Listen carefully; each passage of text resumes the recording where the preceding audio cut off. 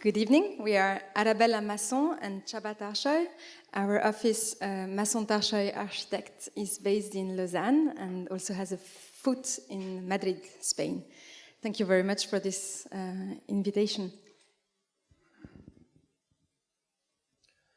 So this is a greenhouse we have built on a rooftop in the center of Lausanne in 2014, and we have grown tomatoes there during Lausanne Jardin, during the event of Lausanne Jardin. And so it's a place of production for urban farming, but at the same time, of course, it's an architectural object which tries to break the monotony of the flat roofs and sort of relates to the dormers of the nearby old city center and the cathedral, which is just actually across. And even though it was quite a very small intervention, it was iconic enough to launch the debate about urban farming in Lausanne and in the region. And then this, as our reference, is actually not a piece of architecture. We kind of cheated on that one. It's a piece of scarch, which is the mix between sculpture and architecture by the Swiss artist Note Vital.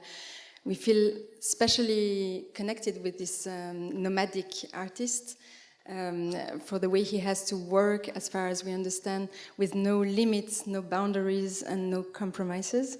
And of course, it gets a bit cynical in his way of having full freedom.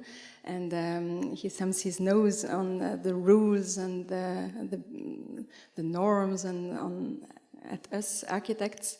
And he enjoys it, but yeah, we envy it. We envy him for that. And this is the Biaschina viaduct in the Leventina, Valle Leventina in Ticino, at the south mouth of the Gottardo tunnel in Ticino, which is the area where my family comes from, actually. There we like the relationship between this gigantic infrastructure works built by the hand of man and the mass of the mountains of granite. And we are especially seduced by the monumentality of the whole and by the pure materiality, or the pure the beauty and the constructivity of the viaduct. So the three themes we bring to the table today would be learning from the South. We have lived more than a decade in Spain, in Madrid, and we feel there's obviously made easier by the climate, but there's a special sensibility for treating outside spaces and the transition spaces between inside and outside, the transitions between private, semi-public and public, which has been actually already mentioned before by two of you. So, and we think we could learn from there. Recycling, of course, is getting always more and more important, and we wanted to bring this theme on the table today. In the project we showed before of the rooftop greenhouse, every single piece of construction has been, first of all, used. It was already old when it was used as a structure. We used old scaffolding and as a structure, and also the counterweights were 40 tons of used rail tracks, and and in the end of the project, when it was dismantled, every single piece was reused and recycled.